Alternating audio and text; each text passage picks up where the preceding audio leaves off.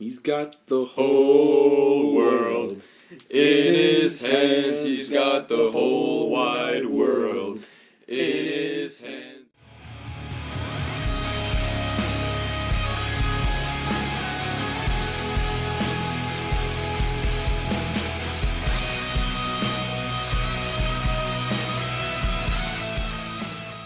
Alright guys, welcome to another episode of No Holds Barred Wrestling Radio. I'm your host as always, Kyle. My co-host Phil. Hello. And match technician Brandon. Ayo. Alright guys, ayo, Chico. Okay, we're going to the Raw. Razor Ramon. Okay guys, Raw tonight was actually pretty exciting for 2 weeks from Extreme Rules. Opening segment we had Daniel Bryan coming back from his honeymoon with Brie Bella in the ring. Yeah.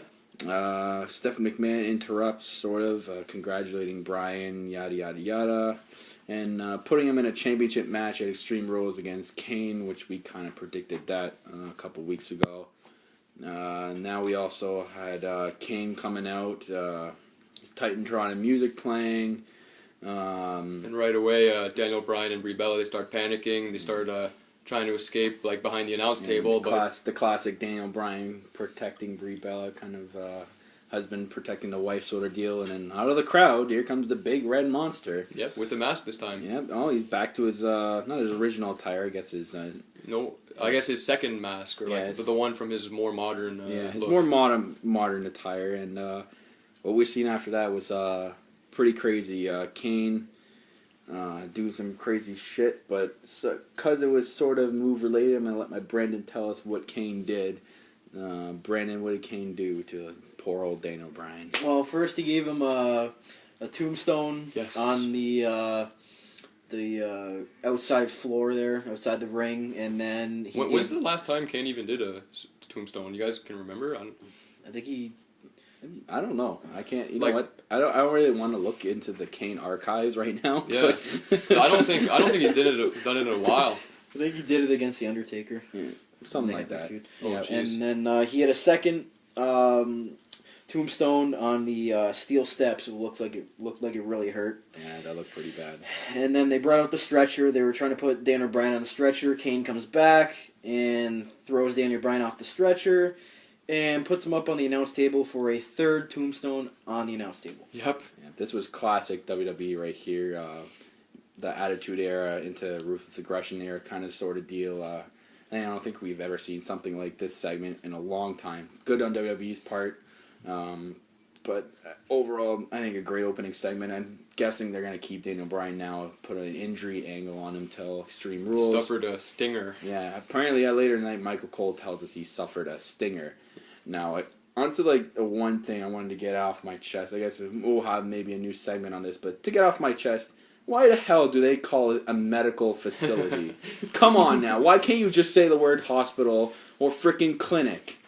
It's not bad saying hospital or clinic. Why the hell do you have to use the word local medical facility, which we all know it means he's fucking backstage, drinking a water bottle and watching the rest of the show. He's not actually anywhere. God. It's more words, it's more syllables. Clinic or hospital. Nope, local medical facility apparently is better, which is fucking stupid. It's stupid, I don't like it.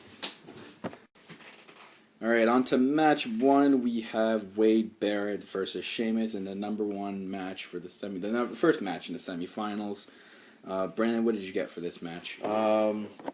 Pretty slow match to start. Sheamus hit a rolling senton. He had a flying crossbody on the floor. Barrett hit Sheamus into the turnbuckle and big booted him out of the ring. The 10 beats of Bowrin, I guess it's called now, so I guess we were saying that wrong, my bad. He also hit an Irish Curse backbreaker. The bro kick was countered into a Winds of Change. You guys love that move. Winds of Change, yeah. Freaking black hole slam, Phil. Mm-hmm. This, yeah. And then he hit the white noise after pulling Barrett off the top rope for a near fall. And then to end the match, Sheamus tries to fly through the middle rope to attack Wade Barrett on the floor. Barrett hits him as he's coming through the ropes with a bull hammer. This was awesome. And then Barrett jumps back in the ring and gets a 1-2-3 for the win. Yeah, had bad news Barrett going off a clean win to get himself into the finals. But overall, it's a great match. Back and forth efforts. A lot of bad news Barrett chants in the crowd. And he's finally got pyro. Yeah, he's got pyro this time now, and a lot of boos in the crowd for Sheamus. I guess crowd was very for bad news. Loving the bad news. Yeah. Lots of near falls. Pretty exciting match. Yeah. These guys, both these guys have so many like signature moves and finishers. They basically hit all the signature moves in this match. I think in both their playbooks they've hit them all, and there's kickouts out of all of them until we seen Wade Barrett winning with the bullhammer cleanly. Input that. Wow. I guess Barrett's sort of like a tweener right now, sort of, because he's just playing to the crowd. I guess boos him. He even brought up in bad news before the match about Daniel Bryan. He's still getting cheered. So we'll have to see what goes on with Wade Barrett in the near future. Other than that, we're going on to match 2. Match 2 we had, oh god, I can't believe we're seeing this. Los Matadores and El Torito against 2MB. A 5-man tag. Yeah, 2MB. 2.5. Hornswoggle. And Heath Slater at ringside. And Heath Slater at ringside. Slater's back. Yeah. Slater's gonna slate. Slater's gonna slate. Haven't seen him in a while. So, Brian, what did you get out of this contest? It's a pretty brutal match. The midgets started in the ring. Little people. Sorry, they got into a slapping fest there. They were slapping each other to start the match. El Torito did the same thing, same moves they did against Hornswoggle on SmackDown last week. Hit him with the Hurricanrana, the Bronco Buster, and then the moonsault. El Torito kicked McIntyre with a low blow. And the ref he didn't call it for some reason. No DQ. This was weird. Usually, like, low blows are a disqualification, but I guess we didn't even see that in this match. It was a clear-cut low blow, and the ref was looking straight at it. Yeah. El Torito was allowed to do low blows, apparently. And then they didn't call that, so then Los Matadores holds McIntyre up in the air.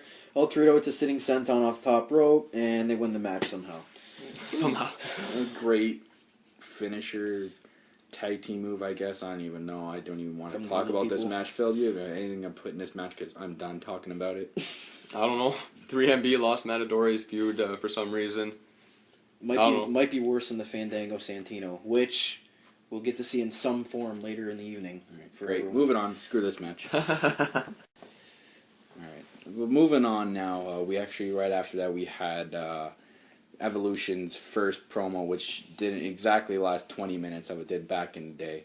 But Evolution coming out with their new Titantron, the new entrance video. Phil, I saw you really liked the Titantron they had. I thought it was pretty neat too, showing like the former of themselves back in like 2003 to then to like now. Yeah, the evolution of evolution, I guess. I just want to say something. Where is the Nate? Where's the limousine riding, jet flying, kiss stealing, wheeling dealing son of a gun? We know how good WWE is at erasing people from videos, so I'm thinking Ric Flair is in these videos. They kept him in those clips for a reason. I'm thinking we're going to see Ric Flair come back with Evolution. I really hope so. I want to see the Nate back. Well, Nate is my favorite of all time, so he doesn't even have to get into a physical role. Just bring him back as a manager type of role. That's all you got to do. Love the Nate. One of the best mic talkers. We know he can manage. Woo! Anyways, Evolution coming into the ring. All of them talking about reforming Evolution and being the most dominant tag team in WWE history. They show a video package of their destruction so far. Then they're interrupted by the Shield. The Shield tries to get into the ring, and Evolution backs away. Like a normal heel tag team, goes up to the ramp and waits there. Dean Ambrose gets on the mic, saying how the Shield are angry. Then Rollins takes over, talks about getting beaten by at least only 12 guys and how Evolution can't really beat them with only them 3. And Reigns gives them an ultimatum, saying they have 2 options. One, they can fight or run. The Shield begins to walk up the ramp, and, Triple H has his big smirk on his face. What happens after? We have all 12 men that faced him last week. Yep, up on the ramp, we had our boys Ryback still up there. All the goons up there. Fandango, Del Rio. See our boy over There's here. always a third option, like Triple H said, and once again. Well, not really said, half said, since Triple H lost his voice somehow. Yeah. How the hell did Triple H lose his voice, man? What does that guy do during the week when he's not on TV? He was yelling at some guys backstage, so someone must have done something wrong. Sounded pretty funny. Yeah, it did sound pretty funny. If you guys get a chance to go see it, I think we have had a good laugh out of it. But anyways, after all 12 members came out, basically just said believe in Evolution and just hyping their feud coming up at Extreme Rules. Other than that, I kind of want to have an input here, guys. Another thing that kind of grinds my gears. Who the hell watches Slam City? What the fuck is Slam City? I watched the first couple episodes. No, they're only like 2-3 minutes long. It's really This is stupid. The promo they showed after about Slam City was stupid. Oh my god, this looks like the worst show ever put together. WWE, what are you doing with Slam City? It's pretty bad. If you're 1 to 3 years old, you'll probably like it. Yeah, okay, that's all I can say about it. Put that shit. John Cena Just fan. put that shit on DVD. Slam Right? You don't City need to promote the Slam shit out of City. this. Slam City sucks ass. Okay, that is my verdict on Slam City. It sucks ass. I don't even need to watch an episode. I just need to watch the promo. It sucks, literally a bunch of ass. Mark Henry as a penguin. That's what I do. All right, moving on to match 3 here. Then after we calm things down a little bit, we have the Usos against the Brotherhood / I guess you'd call them Cody Rhodes and Goldust, Dustin Rhodes, The Rhodes Brothers. and Rhodes Ryback Brothers. Axel on commentary. Yeah, and we had our boys Ryback on commentary. Not actually the match this week to keep their winning streak, but I guess they're looking like they're the number 1 contenders for the WWE Tag Team titles. Brendan, what did you get out of this match? It was an okay match, I guess. Cody hits a missile dropkick after Goldust ducked out of a clothesline from Jimmy Uso, which was pretty cool. The little kind of tag team kind of move there.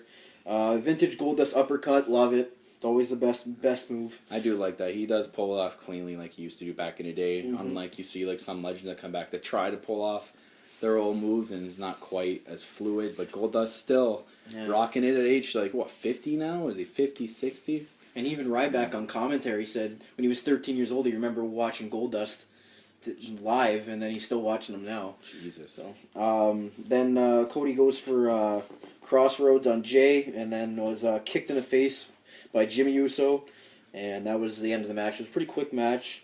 Then after the match, Cody pushed Goldust and just left to the back there, kind of showing maybe some turmoil going on in the Rhodes brothers. And then Ryback then came in and attacked the Usos, and Ryback hit one of them with the shell shock. Ryback rules. Ryback rules. But going back to the match here, I don't know if you guys probably noticed it. The ref counted an illegal man. Yeah. Rhodes went for that roll up, and the ref said no, he wasn't a legal man. Yet he went for the crossroads, gets super kick, and then he gets pinned. Yeah. So maybe the illegal man's allowed to get pinned, but he can't pin himself. Is that the new rules in the reality era now? Not sure. Triple H, you got to clarify this, man. This is not good. I want to see a rule book. I'm pretty sure we weren't the only ones to notice that. Just saying. I mean, Refs, you got to figure it out. Yeah, boys. refs got to figure it out, bud. Man, you got to start going back down to the performance center or something. Get some training the Undertaker done. finish. You had the ref screwing up. Well, that wasn't really his fault. That was WWE not telling him when to finish the match. How do you not tell the freaking referee the ending of a goddamn match? God, WWE. Grinding my gears right now. But overall, that was a pretty even matchup. Ryback trolling at ringside like usual, and JBL joining along with them. JBL and Ryback. So good trolling commentary right there. You're going to love this next match. Oh God, do I really need to say this match for the 150,000th time? We have what? It's not exactly what we think it was. It's now Emma versus Layla, as opposed to last time it was Emma versus Summer Rae. But Santino and Fandango are at ringside. Yeah, well, okay, they're all at ringside, so I guess I'm going to still count it as the 150,000th time. Was there anything in this match, Brandon? To start the match, Fandango attacked Santino. Most of the stuff outside the ring was more impressive. Layla dominated the start of the match. Emma hit a clothesline, and then right after Santino gets his Cobra and does his thing to Fandango, then all of a sudden Emma pulls out her own pink Cobra and hits Layla with it for the win. Did we really see another Cobra? Did we? Tell me we didn't just see that. We did, God. and then we saw the two Cobras kiss in the ring after. Great PG segment. Yeah. I don't know what's worse, that or Slam City. Like, my God, WWE, what is going on with these guys? Like, can you actually have Emma actually use the Emma lock, which is an unreal finisher, Emma's instead of some using great a Cobra? talent right there. She's a great Divas talent. She can be put in a match with Paige or Tamina or Natalya or AJ Lee. Why have her suffer it putting through this stupid Santino Fandango shit? Even with Fandango, good talent right there. Even Triple H said it himself. He's a prime talent. So you're going to use prime talent to face Santino every goddamn fucking week? I'm pretty sure no one wants to see this. And they're basically pulling Emma down to now using a Cobra instead of actually using the finishing This move. is pathetic. This is shit that belongs on, like, main event and only on main event, not on Raw in the middle of a freaking out, like, in the middle of the show. No. This needs to be scrapped. If you're going to do this, bring it back to Saturday Morning Slam. Or bring back Sunday Night Heat and Velocity for that matter. God damn. Or, yeah, Saturday Night Morning Slam and just stick it on there. That's where, you know what, you're right there, Brent. That's where they should put it. But unfortunately, they can't anymore, too, because Mick Foley doesn't want to sign his Legends deal contract, and he was the GM of... I don't even know how you have a GM of Saturday Night Morning Slam. What? How do you have a GM for a minor show? Like, WWE, figure it out. Alright, next we had Cesaro and Paul Heyman coming out. We actually had the debut of Cesaro's new Titantron theme, guys. God, it sucked ass. Oh my god, that was terrible. That was the worst theme ever. Why would you put a bad theme on such a hyped superstar? Now that's just gonna kill it. It was like a generic jobber theme. Yeah, it starts with the siren and then just the generic rock riffs. Literally, I think the creative are on crack right now. Jesus, man, like what kind of theme would that? I don't know about you guys, but the theme sucked. It did. If you guys want to input your comments about the theme, please do. This theme is terrible. They need to go back to Sammy Rockla, 100%. But anyways, Paul Heyman getting in the ring, started talking about the streak, and all of a sudden, I don't know about you guys in the States and your cable providers, it cut off for us.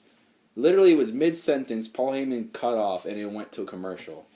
And then we had no idea what the hell was going on, and then as soon as the commercial came back, he was right in the middle of his promo. He's in mid-sentence, and... great. We had to come back to him saying the same crap he was saying on Main Event and SmackDown over and over and over again. Oh, maybe man. maybe he just repeated my client Brock Lesnar. Was he just repeating that throughout the commercial, or? I'm guessing that's probably it. We'll have to find out. Okay. And then when it was over, that's when he started saying something. My client Brock Lesnar conquered the streak. The streak. Yes, Paul Heyman, we fucking get it. Okay. God. We don't need to hear this shit anymore, okay? We've already went through the hardship. We all cut our wrists because of it. Just move on. But anyways, because of this, RVD interrupts, and we get the start of our semi-final number 2 match for the Intercontinental Championship. We had RVD versus Cesaro, Paul Heyman guy versus a original Paul Heyman guy. Brendan, what did you get out of this match? Match of the night for sure. Start with that. Really good match. There's a lot of good spots in this match. Cesaro hit a pump handle backbreaker to start the match. Then RVD hit him with a monkey flip, and Cesaro got a lot of air on that one. Hey, he sold that pretty well, man. Classic RVD monkey flip. Good for Cesaro on selling that. Cesaro stops the roll up attempt by RVD, then stomps both feet right on him, which is a move that always looks like it hurts. He then hit a gut wrench suplex. RVD comes back. Gets the rolling thunder off. He can still do that. Hey guys, yeah, he does it clean. He does it. He can still pull off that move clean. His moonsaults and like everything he does now, man. RVD is still got it. They're not the rolling thunder isn't as high anymore, but it's still effective. He then hit a drop kick from the top rope. Goes for the frog splash, countered into an uppercut by Cesaro.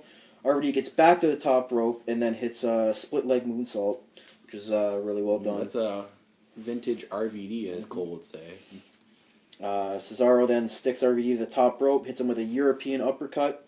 Cesaro hits the Tiger Bomb, and then attempts to swing, but is interrupted by the Real Americans Zeb Coulter and Jack Swagger. I called it. I knew it, guys. I called this. And then while the ref is attending to RVD, he does not see Swagger shove Cesaro into the pole. Or the steel pole, my bad. And then Cesaro can't get back into the ring before the 10 count, and then giving RVD the win by count out. RVD wins by 10, like by count out. Really? This is how they put RVD in the finals? It was a really good match, but the ending sucked. It could have been really. That's terrible, man. Come on now. I guess they didn't want Cesaro to lose clean. I guess maybe it would stop his momentum this way at least. I did call the disqualification, but I didn't know it was being by count out. At least I don't know, but I guess it does set up for the Cesaro versus Jack Swagger matchup, which we're probably gonna. It's on SmackDown. Yeah. I'm gonna still say they're gonna face each other at Extreme Rules. Maybe it's gonna be a tag team match, Paul Heyman and Cesaro against Zeb Coulter or Jack Swagger. I kind of see that happening. Maybe as a pre-show match, but best part of this whole match, you were right, Brandon. This was probably match of the night. Great back and forth matchup. Any Cesaro match looks like match of the night. He can pull off some crazy shit. Him and RVD put together in the same match. Great match. Craziest part of this match was at the end. Cesaro teased he was going to swing Zeb Coulter and then ends up swinging Swagger for a count of 13. Wow. It would have been nice to see him swing Coulter, but I don't think the old man could have taken it. No, I think about 3 swings he would have croaked. But Phil, do you have any input on this match here? Yeah, just a good match. Cesaro versus RVD. I mean, RVD, he's got that really recognizable moveset that we all know and love, and it's just nice to see him do that over and over again. Like, when he came out to interrupt Paul Heyman, I was hoping he would say something, and I was getting mad. I'm like, okay, RVD, you're coming back and you're wrestling, and like we know you're good in the ring, but it'd be nice to see you talk once in a while, and he would do that after the match. So yeah, and the Renee Young backstage promos that's she's becoming famous for. She's the new Todd Grisham. Yeah. My boy Todd Grisham. And she might be going to ESPN as well. Great. WWE, man. We're going to lose Renee Young here. But they're getting the coach back, I heard. So. Oh, trade Renee Young for coach? We'll have to see. Yeah. But anyways, on to match number 6. We have Oksana versus my girl Paige. I guess this is a rematch from SmackDown. For some reason, I don't know why they want to do this. I mean, there's more than 3 divas in the locker room right now. They're not filming Total Divas all goddamn week. I'm pretty sure they can have one goddamn match on Raw. They got to film it on Raw anyways. They film backstage on Total Divas as well. Why couldn't Paige face another person right here? This is what I didn't get. She could have faced Summer Rae. She could have faced Natalya. She could have faced someone high caliber. You're going into a match with Tamina, who's like 10 times your size at Extreme Rules. You'd think they'd, build her up. But I guess not. Brandon, what did you get out of this match? Not too much. It was pretty much the same match they had last Friday on SmackDown. Paige looked aggressive again, hitting some knees to the face. Oksana had a nice snap suplex. That was basically all I got from her. She dominated most of the match on the mat, and then Paige starts to fight back. She ends up doing a couple moves and then hitting the modified Scorpion cross lock for the win. That submission is so nice. Yeah. My God, I've said it before, guys, and I'm going to say it again and again and again. Best Divas submission of all time. That is crazy. My girl Paige getting it freaking done. My God, she's hot. Holy crap, guys. Kyle's crush Paige. I have a massive crush on my girl Paige. I do stalk her Twitter daily, I may add. I like that she kicks ass in the ring, too. She kicks ass in the ring. She's 4-0 now. 4-0 since becoming Divas champion. That's including her Divas title win. I'm hoping she gets enough momentum. Maybe they have her face someone high caliber on SmackDown or Raw next week. Or even next week's SmackDown. But who knows? SmackDown's always shit, so we're probably going to be on Raw. It's probably going to be Oksana again. Yeah, probably Oksana for the 100th time. What else is new with WWE? Putting on the same matches every goddamn week. I think we can be better script writers for WWE, man. I think anyone could. Any wrestling fan out there. But anyways, great match by Paige. Moving on to match number 7. We have Alexander Rusev versus Hunikara. Yes, I said it right, guys. Hunikara.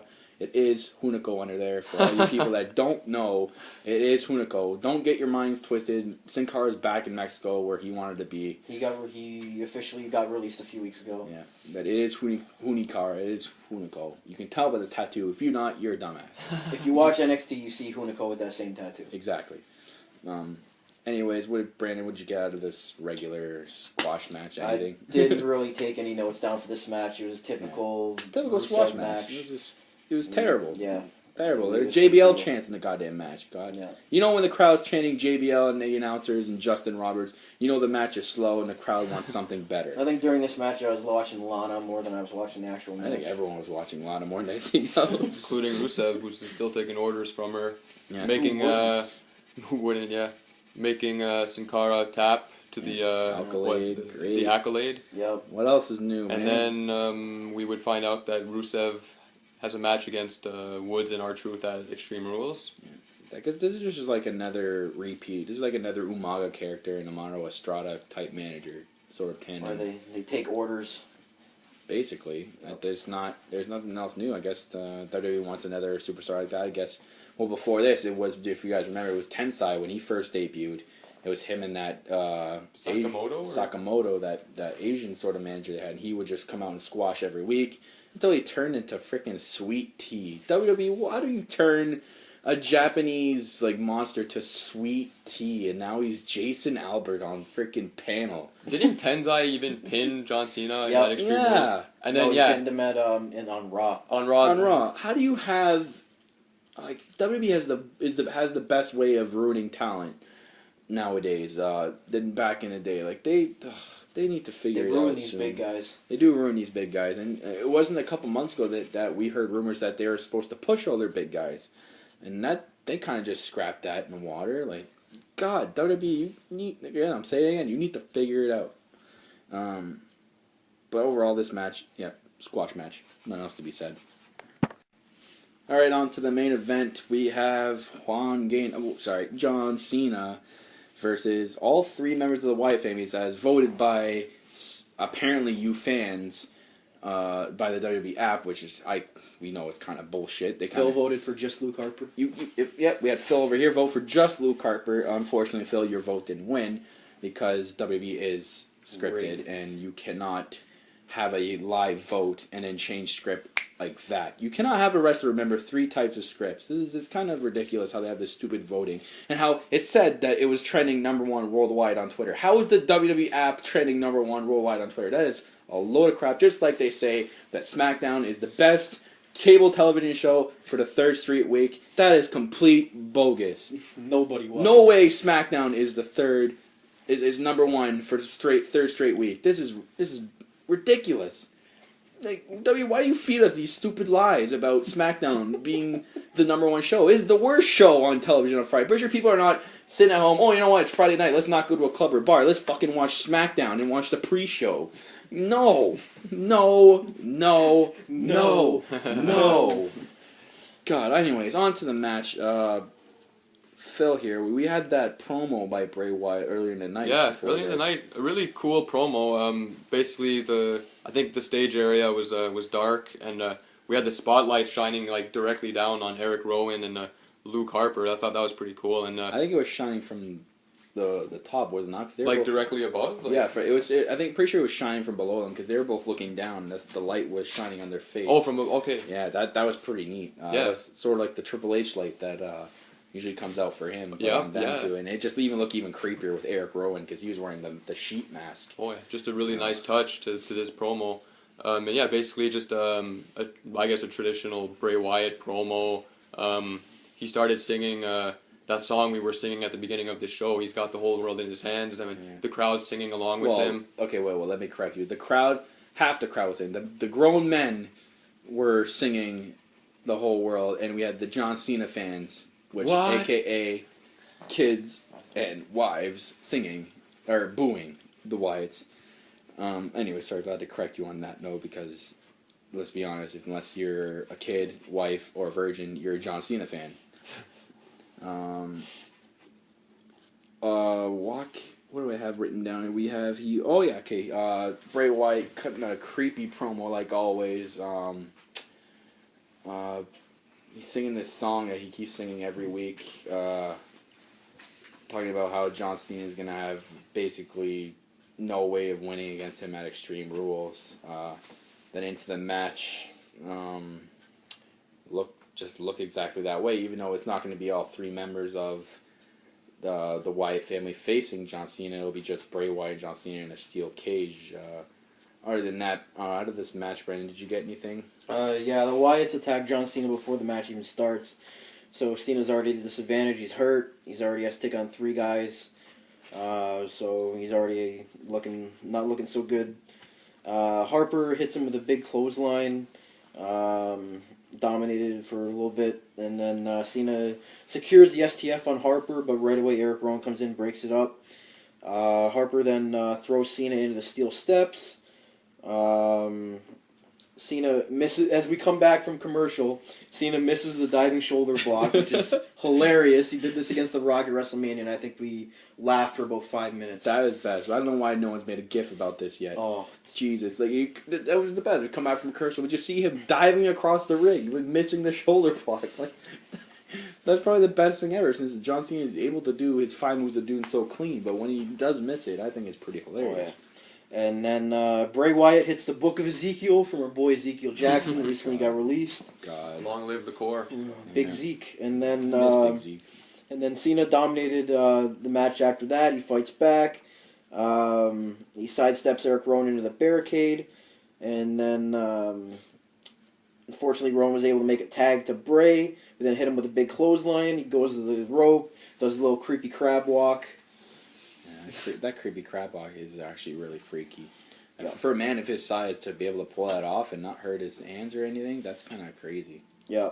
And then Cena was able to fight back. He hits the 5 moves of doom. And then the attitude adjustment being the last move. And then he's about to go for the pin, and then the Wyatts come in, and they're immediately disqualified as they attack Cena while he's about to pin him. Harper then hits the big boot, and Bray's able to hit Sister Abigail on John Cena, and basically a mugging after that.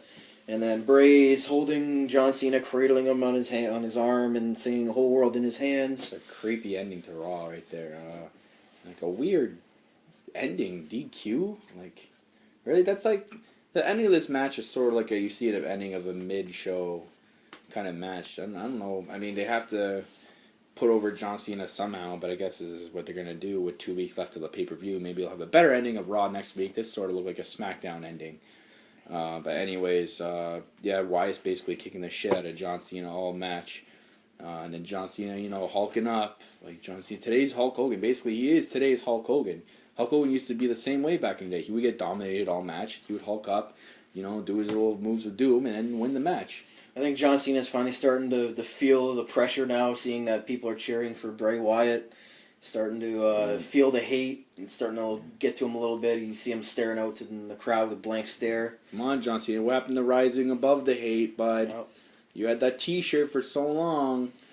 Everyone loves to see John Cena lose. Yep. Oh, man. Only the grown men do. I hate... Today, Baltimore was, so kid-heavy. I haven't seen that since, 2009, 2010, when Cena was feuding with Nexus. The crowd was terrible back then. It was a holiday today. It was a holiday. I guess some kids were off school, but hopefully Raw next week's better, crowd-wise. They didn't even sing John Cena sucks. We were we hoping think that was going to catch on. Yeah. It was so loud after WrestleMania. Guys, if you're watching this, please have this catch on. This is something that needs to be done. We need something like that. I remember when Kurt Angle, the "You Suck" chants caught on that. That needs to catch on for John Cena. This would be perfect. He embraced it even when they started doing it on Raw. Yeah, he mentioned it as if he wanted it to catch on, and then it didn't. I mean, the second time we heard it a bit. We heard it a little bit, and he did kind of acknowledge the little faint one. But you know what, you guys, we need to have this catch on good. Maybe if we go out to a Raw in a good city on the last couple of weeks where the crowd's just dead as shit. New Jersey's going to be good.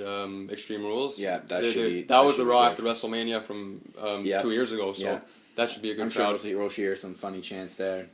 Loving Bray Wyatt's work. He was dancing with John Cena's corpse during the match. That was pretty funny. I know his promo at the beginning. I forgot about this, but I just remembered it. He said, every night he's gaining new fans. He's pointing at people, my brothers and sisters. I'm gaining new fans. I'm getting new fans away from Cena. Just loving Bray Wyatt's work, and can't wait to see the cage match at Extreme Rules with Cena. Yep. Other than that, only one match has been added to the Extreme Rules card, which is Rusev against Xavier was in R-Truth. Yep. But overall, pretty mediocre type of Raw this week. WWE, I hope you put a good show for SmackDown, but that's just wishful thinking. What am I saying? SmackDown's going to be terrible this week.